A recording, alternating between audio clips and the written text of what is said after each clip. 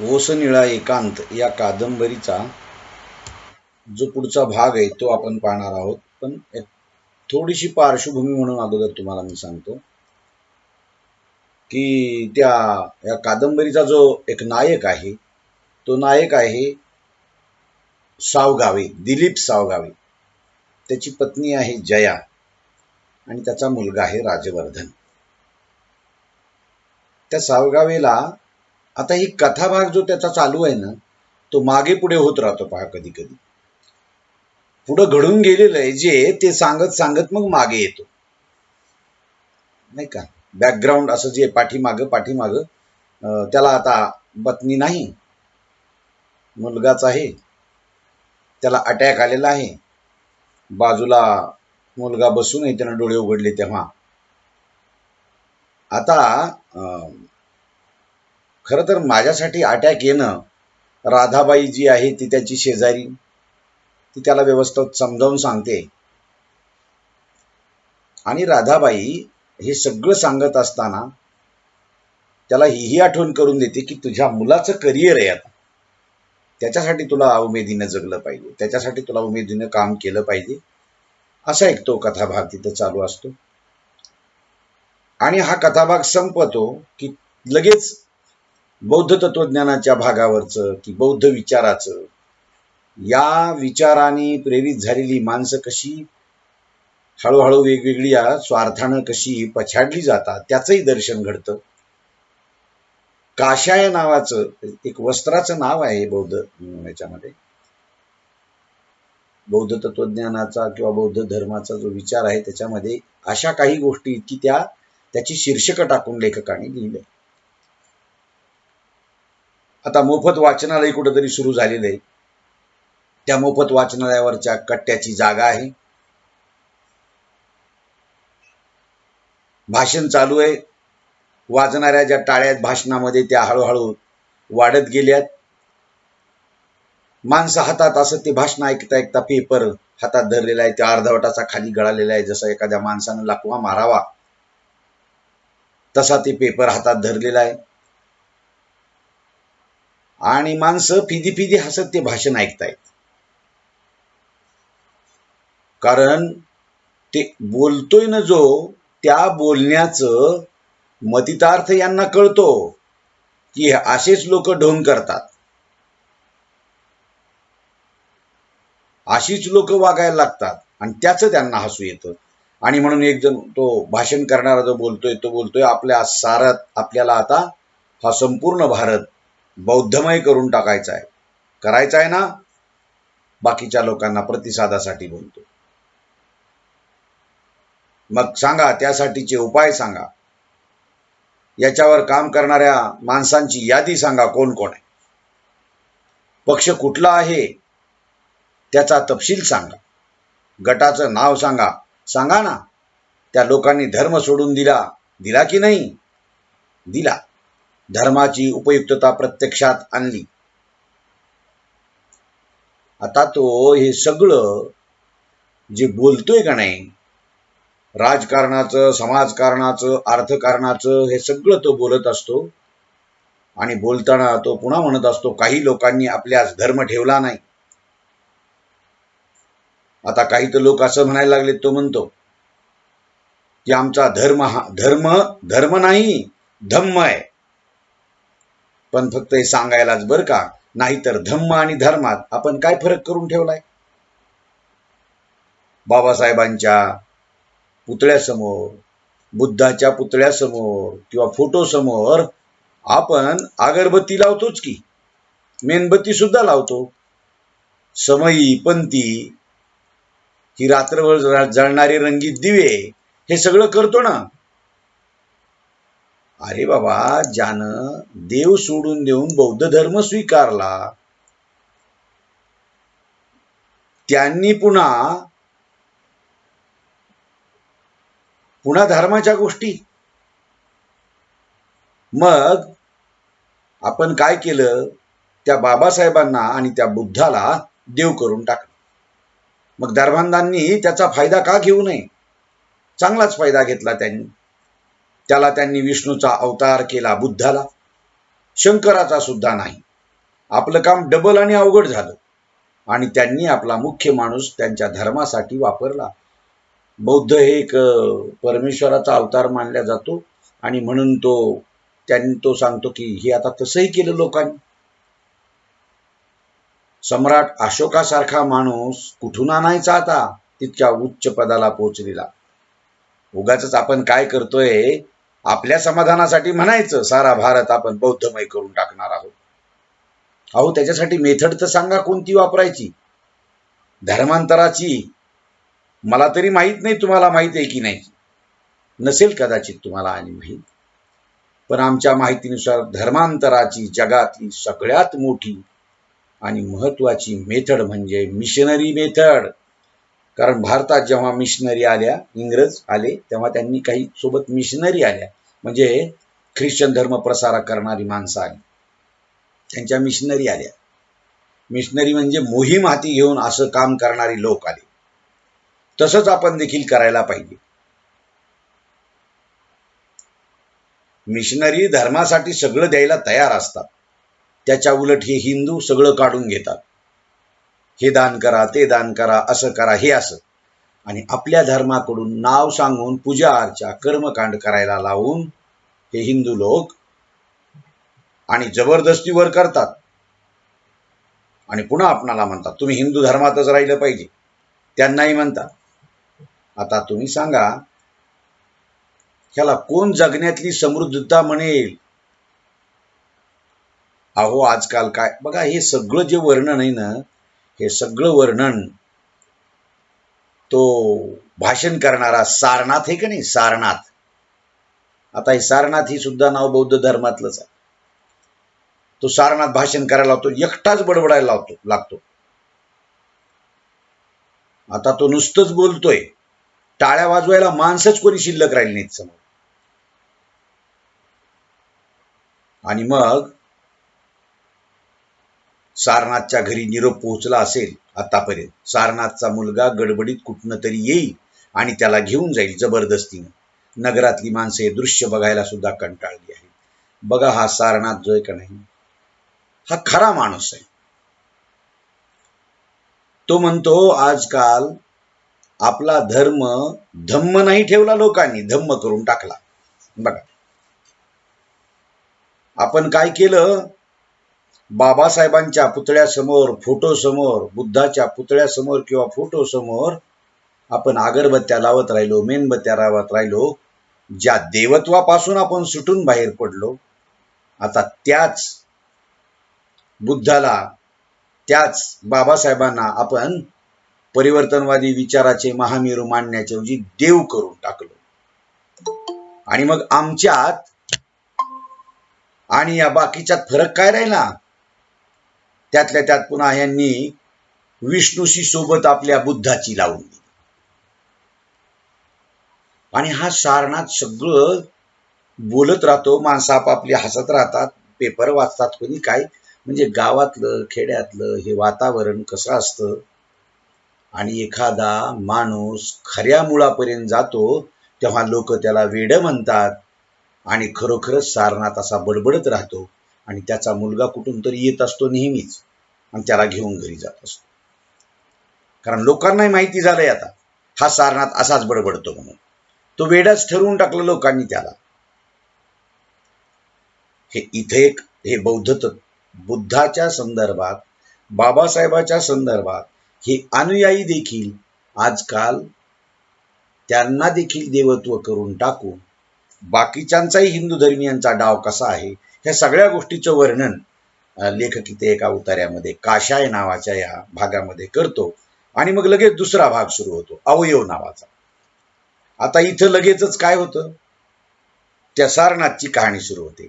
ही कादंबरी मधली कसं आहे की जसं एखाद्या चित्रपटामध्ये, एखाद्या नाटकामध्ये त्या गरीब घरच्या माणसाचं सगळं ससेहोलपट दाखवल्या जाते आणि दुसऱ्या बाजूला श्रीमंताच्या घरची. एका बाजूला तत्वज्ञानाची भूमिका मांडल्या जाते, तर दुसऱ्या बाजूला या या राजवर्धनचा बाप सावगावे, दिलीप सावगावे, त्याची कहाणी सुरू असते. आता इतक्यामध्ये काय होतं, मायलो आहे का नाही, मायलो कुत्र्याचं नाव आहे, त्या सावगावेच्या घरच्या कुत्र्याचं नाव आहे दिलीप सावगावेच्या. तो मायलो हळूहळू मायाळूपणानं गुरगुरायला लागतो. कुत्रे गुरगुरायला लागतात, दुश्मनावर बी गुरगुरायला लागतात, पण घरातला माणूस आला तर गोंडा घोळून त्याचा आवाज एक वेगळा काढतात. लेखकानं अत्यंत बारकाईनं एखाद्या चालू प्रसंगाचं वर्णन तितक्याच चपखलतेने केलेले, तितक्याच तोडीस तोड केलेले. त्याची ती गुरगुर, मायाळू गुरगुर त्या तोंडातली ऐकायला आली. सावगावेनं उठून बघितलं तर राजवर्धन, तो त्याचा जो मुलगा आहे ना, तो त्या मायलोला असा कुरवाळत राहतो. तो उभा राहतो तिथं कुरवाळत त्याला. सावगावे त्याला बघत राहिला. तो म्हणतो, आईच्या माघारी पोराला आपण चांगलंच ठेवलंय. कारण सावगावे हा जो आहे, त्याची जी पत्नी आहे, ती पत्नी कुठे इथं आता? ती जया नाही आता इथं. पण त्या जयाशिवाय हा जो मुलगा आहे का नाही, राजवर्धन, त्याला आपण चांगला जीव लावलाय बरं का त्या मुलाला आपल्या, आणि त्याच्यामुळेच तो इथं आता चांगला राहिलेला आहे. सावगावे त्याला बघत असा त्याच्या मनात विचार येतो, पोरग आपल्यासारखंच आडवं सुटलंय बरं का. त्याला पोटाचा व्यायाम करायला सांगायला पाहिजे आपण, नाहीतर असंच वाढत राहिलं ना तर हे पोरग त्याच्या वयापेक्षा मोठं दिसेल. आता ह्या घडीला राधाबाई सकट सगळेच लोक असं म्हणायला लागले आहेत, ह्याचा सरळ अर्थ असा आहे, आपल्या संगोपनाची जी काळजी, ही काळजी आता ही सगळीकडे पसरलेली आहे. कारण त्याला आपण वेळेवर खाऊ घालतो, त्याचं काय दुखलं खुपलं बघतो, त्याच्यामुळे तो आडवा उभा सुटलेला आहे. पण त्याला पोटाचा व्यायाम करायला लावायला पाहिजे बरं. आणि मग असा उठला सावगावे, त्याला बघितलं सावगावेनं राजवर्धनला, आणि तो सावगावे फ्रेश झाला. त्याच तालात तो दारात आला. तो मायाळूपणानं गुरगुरणारा जो मायलो आहे का नाही कुत्रा, तो राजवर्धन त्याच्यावर हात फिरवतो, हे तो बघतो खिडकीतनं, आणि तो हळूच बाहेर येतो. त्याला बघून साखळदंड असलेल्या मायलोची धडपड वाढत राहते. तो सावगावेकडे झेपावतो असा, तो कुत्रा बांधलेला. सावगावे पुढे होतो, त्या कुत्र्याच्या मायलोच्या डोक्यावरून अंगावरून हात फिरवतो. तितक्यामध्ये राजवर्धन म्हणतो, पप्पा, मायलोच्या प्लेट बघितल्या काय? त्याला जीव वाढायच्या रोजच्या. ही शांताबाईजीनं शेजारीन बी आणि त्याचं घरकाम बी करायला येते, कुणाचं? सावगाव्याचं. तितक्या सावगावे म्हणतो, शांताबाईनं त्या धुतल्या नसतील. अहो, धुण्याचं नाही हो, मग मायलोनं त्याला खायला घातलेलं खाल्लेलंच नाही बघा ना तेव्हा. सावगावेनंही प्लेट बघितल्या बरं का, 3-4 प्लेट तशाच पडलेल्या आहेत त्या मायलोच्या समोर कुत्र्याच्या. त्यातली भाताची शीतं, भाकरी, चपातीचे तुकडे वाळून गेलेले. सावगावे मायलोच्या डोक्यावरनं पुन्हा हात फिरवतो. तसा मायलो आपले पुढचे पाय सावगावेच्या अंगावर टाकत काहीतरी सांगत राहिला. त्याच्या डोळ्यातली करुणा सावगावेला जाणवत राहिली. आणि मग सावगावेला वाटतं की आपल्याला अटॅक आला, आपण ह्याला बरेच दिवस दिसलो नाही, कदाचित त्याच्यावरची ही मायलोची प्रतिक्रिया असावी. आणि त्या सावगावेनं खाली बसून मायलोच्या गळ्यात हात टाकला. आणि तो म्हणतो, ह्यानं का खाल्लं नसेल बघा, की मुक्या प्राण्यावर जीवापाड प्रेम करणारी माणसं जेव्हा असतात ना, तेव्हा ते मुके प्राणी देखील त्यांना असलेल्या भावना ह्या अपसुकपणे व्यक्त करतात. त्याला बोलता येत नाही, पण कदाचित त्यानं प्लेट न खाण्याचं कारण सावगावे 2-4 दिवसापासून हॉस्पिटलमध्ये आजारी होता. त्याला अटॅक येऊन गेलेला आहे. कदाचित मी दिसलो नाही, मला काही दुखलं खुपलंय म्हणूनच हा मायलो जेवला नसेल का, काय माहीत. राजवर्धन मायलोच्या अंगावरनं हात फिरवत राहिला. राजवर्धनही म्हणतो, काय माहिती, ह्यानं त्याच्यामुळं खाल्लं नसेल तर. पण राजवर्धनचं एकाएकी असं गंभीर होणं सावगावेला खटकलं. तो असाही गप्प झाला की समजून जायचं त्याला आईची आठवण आली असावी. कुणाला? राजवर्धनला. जयाची. ती जया कुठं इथं राहते, हे दोघांना तिकडे सोडून तिला क्वार्टर मिळालेले, त्या क्वार्टरला राहते ती हॉस्पिटलची. ती डॉक्टर आहे ना, आणि ही परत घरी इकडे येते. आणि मग त्याला असं आईची आठवण झाली असावी का? नाहीतर त्याला अचानकपणे असुरक्षित वाटत असावं का? नाहीतर त्याला खटकणारं काहीतरी सांगायचं असावं. त्याला काहीतरी खटकतंय आपलं, असं सावगावे मनातली मनात विचार करतो. आणि राजवर्धनला म्हणतो, तुला काही सांगायचंय का? तितक्यात राजवर्धन आत आला होता. त्याच्या पाठोपाठ सावगावी सुद्धा आत आला. त्या राजवर्धननं फ्रीजचं दार उघडलं आणि पाण्याची बॉटल मधून काढली आणि उभ्या उभ्याच तो पाणी घटाघटा पीत राहिला. तितक्यात सावगावे त्याला म्हणतो, बेटो खाली बसून पी. तितक्यात राजवर्धनचं पाणीही पिऊन झालं होतं. तो रुमालानं असं तोंड पुसत राहतो आणि शर्टाची बटणं काढून खुर्चीवर बसतो आणि बापाला म्हणतो, पप्पा तुमचं बायलोकडे आजकाल लक्ष नाही बा. तो राजवर्धन.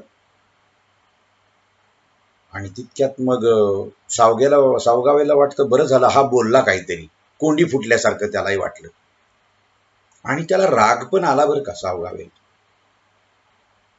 कारण आता त्या राजवर्धनचा आवाज बदलला आणि तो म्हणतो, मम्मी गेल्यापासनं तो बोलणार आहे पुढं काहीतरी. तितक्यात 3 टिंब लेखक देतो, त्याचं बोलणं अर्धवट तुटतं आणि तितक्यात सावगावे एकदम तडकून त्याला म्हणतो, मूर्खासारखं बोलू नकोस. तुला काय कमी केलं का मी?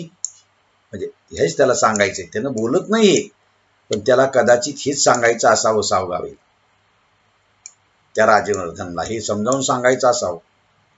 आणि तो राजवर्धन आतल्या आत आपण स्वतः तो धसकला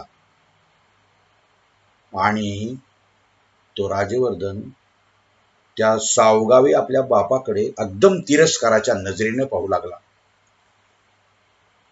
तितक्यात तो सावगावे म्हणतो,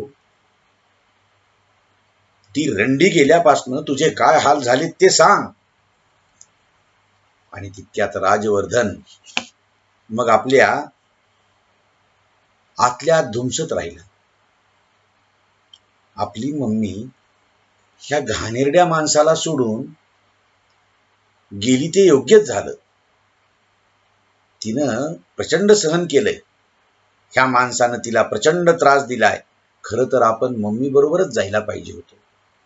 मागे एकदा त्याला वाटलं, आताही त्याला तसं वाटतं. मग चांगलंच कळलं असतं बापाला आपल्या. राजवर्धन उठला, आतल्या खोलीत निघून गेला. त्याची ती चालण्याची, त्याची राग व्यक्त करण्याची ती जी स्टाईल आहे ना, ती बघून सावगावे टेन्शन पुन्हा त्याला आलं आणि तो टेन्शन मध्ये गळून गेला.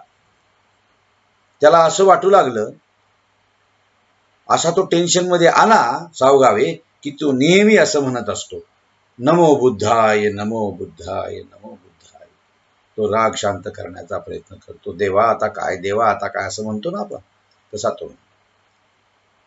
आणि अस्वस्थ होऊन तो तिथं सावगावे अशा येरझाऱ्या घालत राहतो. आणि तो म्हणतो, हे असले क्रायसिस आपल्या घरात नको. जाणारी गेली तिच्या मार्गाने, ती निघून गेली. मग तिच्यासाठी आपल्यात आणि राजवर्धन मध्ये बेबनाव कशासाठी होऊ द्यायचा, असं राजवर्धनचं हे महत्वाचं वाटायचं. त्या सावगावेला वाटायचं. आणि तो हेही विचार करायचा की राजवर्धनचं महाविद्यालयातलं हे महत्वाचं वर्ष आहे आणि त्याच्यामुळे आपण आजपासून आपल्या तोंडावरच कंट्रोल ठेवायला पाहिजे. आणि आपण विशेष म्हणजे त्या राजवर्धनच्या अभ्यासाबाबतीत चांगला विचारही करायला हवा, असं तो गंभीरपणे म्हणतो. ती गेली जया. तरी तिच्या डिसिप्लिनचा नाजूक धागा राजवर्धनच्या डोक्यात आहे. आपली आई ती तिकडे जाऊन राहिली क्वार्टरला, आणि तिच्या डिसिप्लिनचा, सिस्टमॅटिकपणाचा जो धागा आहे ना, तो या राजवर्धनच्या डोक्यात बसलेला आहे. ह्या घरात तो वागतो तसा, आणि तसं ते ना तिचं डिसिप्लिन मधलं वागणं ते आपण नाकारायला हवं. आणि आपलाही प्रयत्न तोच आहे. पण राजवर्धनला हे जमत नाही ना. सावगावे म्हणतो, आई नसलेला हा पोरगा. तितक्यात सावगावे गिल्टी झाला, त्याला काहीतरी मारल्यासारखं वाटलं, आणि तो तसाच राजवर्धनच्या खोलीत गेला. आणि राजवर्धन रडत बसलेला आहे हळवा होऊन, आणि त्याच्या जवळ जाऊन तो सावगावे बसला. तो विचार करतो ना की आता ह्याला त्रास आपल्याकडून होऊ नये, त्याचं महत्वाचं वर्ष आहे, आपण बोलायचं नाही जास्त आता त्याला, असं बोलायचं नाही, त्याच्या अभ्यासाच्या बाबतीत काळजी घ्यायची. आणि तितक्यात राजवर्धनच्या खोलीमध्ये सावगावी जातो. तो रडल्याचं बघतो, आणि तितक्यात तो म्हणतो, काय झालं बेटो? आणि हातातल्या पांढऱ्या शुभ्र रुमालानं राजवर्धननं तोंड पुसलं. आपलं रडलेला चेहरा थोडासा दडवायचा आहे त्याला, पण सावगावेनं त्याच्या खांद्यावर हात टाकला, आणि तो म्हणतो, बेटो, तू असा रडायला लागलास तर माझं कसं व्हायचं? आणि त्याचा हळवेपणा फुटला सावगावेचा देखील. राजवर्धन सावगावे जवळनं उठला आणि अभ्यासाच्या टेबल जवळ जाऊन खाली मान घालून उभा राहिला. आणि माझं काय चुकलं काय? आणि त्याच अवस्थेत राजवर्धननं मान हलवली, आणि तो सावगावे म्हणतो, चल, तुला भूक लागली असेल. बघा की हाताशी आलेल्या अशा पोराच्या बाबतीत काय बोलावं काय नाही बापानं ठरवलं पाहिजे. कारण त्याची आई इथं नाही, आईनं त्याला कदाचित त्यानं त्या आईजवळ दिलं नसेल, त्याला जीवापाड प्रेम लावलं, पण कधी कधी तोही एक माणूस आहे, त्याला त्रागा वाटत असेल. जिनं आपल्या संसाराला एवढ्या लहान मुलाला सोडून गेली तेव्हापासून मी पोसतोय, त्याच्यासाठी मी काय नाही कष्टा खाल्ल्या, पण तरीही तो अजून आईचंच नाव काढतो, खातो कणगीचं, गातो इरल्याला. ह्याचं दुःख सावगावेला वाटते. तो राजवर्धन एक स्टेपलर असतं, ते असं हाताशी धरतो, त्याला चाळा करत उभा राहतो. सावगावेनं काही जरी बोलला तर राजवर्धनला बोलायची इच्छा नाही. त्याला असं वाटतं त्या राजवर्धनला की ह्या माणसानं आपल्या खोलीतनं उठून जावं, असं मनापासून वाटतं, पण सांगायचं कसं?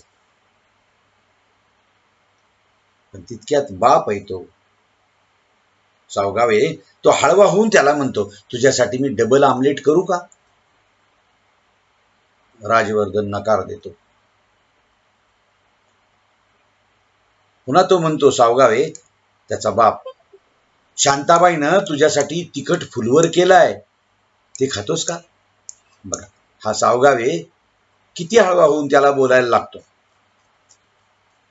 राजवर्धन काहीही बोलत नाही, तो तसाच उभा राहतो, आणि हातातलं जे स्टेपलर आहे का नाही, त्यानं आत असा उघडला तो स्टेपलर. तितक्या सावगावे त्याला एक एक गोष्टी प्रेमाच्या बोलायला लागतो. तुला उद्या जामची बाटल आणू का? म्हणजे सकाळी तुला ब्रेड आणि जाम खाऊ वाटेल ना, तुला कॉलेजला जाताना ते खाऊन जाशील तू. राजवर्धन काहीही बोलत नाही, काहीही रिस्पॉन्स त्याला देत नाही. मग सावगावेच उठून त्याच्याजवळ जातो, त्याला ओढून बाहेरच्या रूम मध्ये आणतो, बसवतो, आणि पप्पा कहते है ची शिट्टी जी नाही, पापा कहते है नाही का गाणं, त्याची शिट्टीची धून वाजवतो, आणि त्याला अशा गुदगुल्या करायला लागतो राजवर्धन. तो त्याच्या समोरच बसलेला आहे. तो म्हणतो राजवर्धनला, बाप, बेटो, हे तुझं 12वीचं वर्ष आहे बरं का, बरोबर आहे का नाही? ते तरी राजवर्धन खाली मान घालून बसलेले, काहीच बोलत नाही.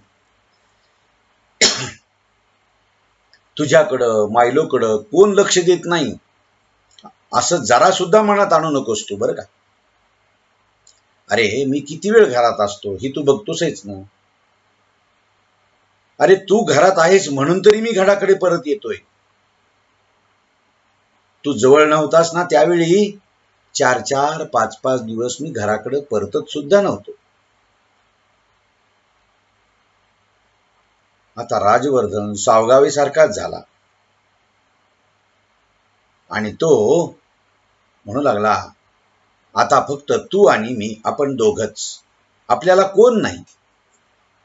तो सावगावे बोलतो राजवर्धनला, असं समजून आपण वागायचं आणि आपल्याला कोण कशाला पाहिजे. अरे आपल्याला काय कमी आहे की या सावगावेला सतत त्याच्या मनात भीती वाटत असते की हा माझ्याजवळ माझ्यासोबत असलेल्या प्रेमा खातर तो बांधून राहावा. जयाचं त्यानं मुळीच नाव करू नये, तिच्याकडे जायचा विचारच करू.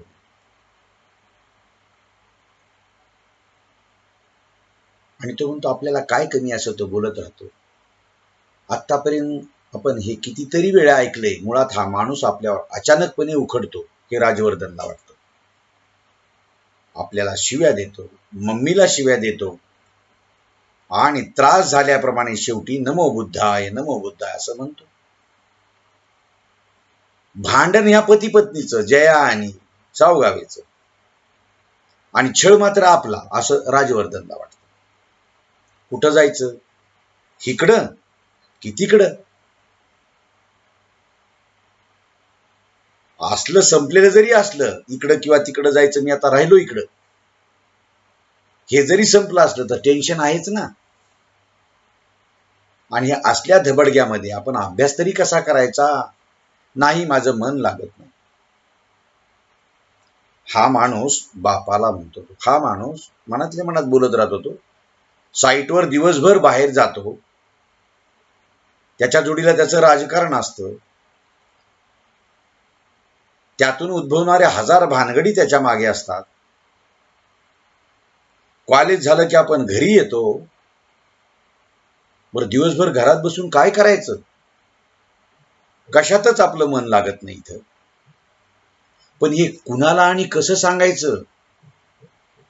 मम्मी होती त्यावेळी हे बोलत असायचो, आता पप्पाच म्हणालेत असा विचार करायचा नाही.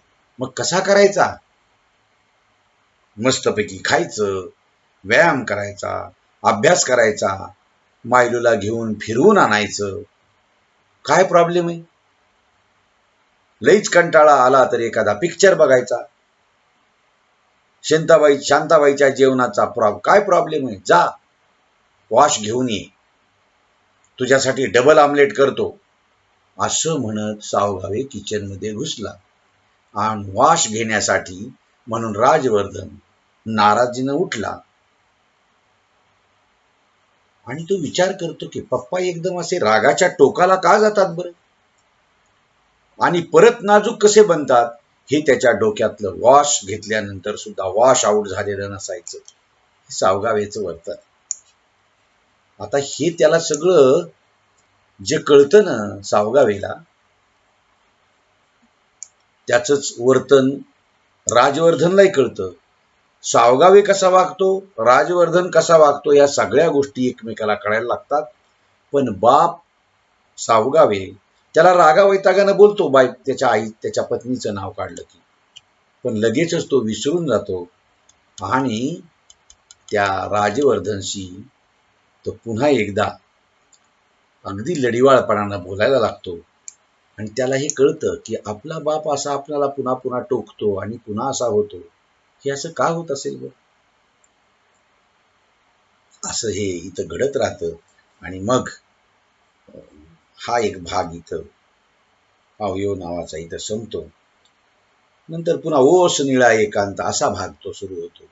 इथलचा जो कथा भाग आहे तो कौलगेकर, ह्या कदाचित या कादंबरीतलं पात्र म्हणजे हे कौलगेकरचं म्हणजे लेखकाचं असू शकतं बरं का.